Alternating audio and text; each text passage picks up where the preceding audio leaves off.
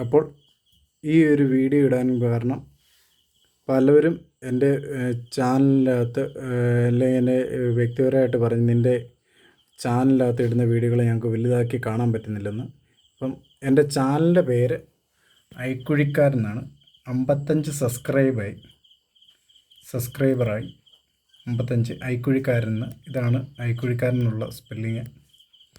പിന്നെ ഇതിൻ്റെ അകത്ത് വീഡിയോ വലുതാക്കി കാണാൻ പറ്റുന്നില്ലെന്നാണ് പലവരും പറഞ്ഞത്. ആ സ്ക്രീൻ നമുക്ക് എങ്ങനെയാണ് വലുതാക്കി കാണുന്നത് നമുക്ക് നോക്കാം.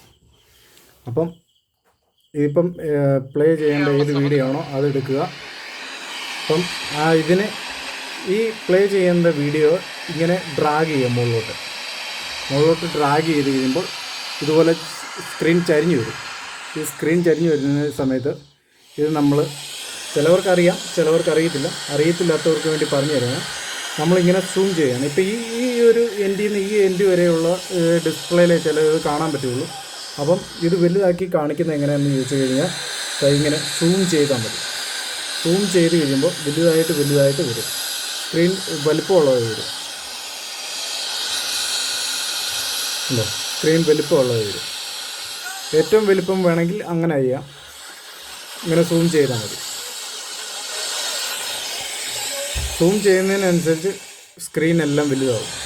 അപ്പം സൂം ചെയ്തതിനനുസരിച്ച് ഇത്രയും വലിയ സ്ക്രീനാവും. പിന്നെ ഇനിയും കൂട്ടാം. പിന്നെ ഇതിൻ്റെ ക്വാളിറ്റി കൂട്ടുന്നത് എങ്ങനെയാണെന്ന് ചോദിച്ചു കഴിഞ്ഞാൽ ക്വാളിറ്റി ഇല്ലയെന്ന് തോന്നുകയാണെങ്കിൽ ഇവിടെ സെറ്റിങ്സ് എടുക്കുക. സൈഡിലേക്ക് സെറ്റിങ്സ് കാണും. ഇതിൻ്റെ ക്വാളിറ്റി എന്ന് കാണും. ക്വാളിറ്റി ഞെക്കുക കഴിഞ്ഞാൽ ഡേറ്റാ സേവറിൻ്റെ അടിയിൽ അഡ്വാൻസ് എന്ന് കാണും. അഡ്വാൻസ് പിടിച്ച് നിൽക്കുക.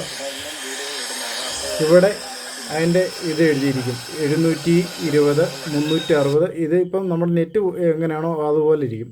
ഇതിപ്പം 360 ഇടണമെങ്കിൽ 360 ഇടാം, 720 ഇടണമെങ്കിൽ 720 ഇടാം. ഇപ്പം അതിൻ്റെ ഓരോരുത്തരുടെ കയ്യിലുള്ള നെറ്റ് ഉപയോഗിക്കുന്നതിലിരിക്കും. അപ്പം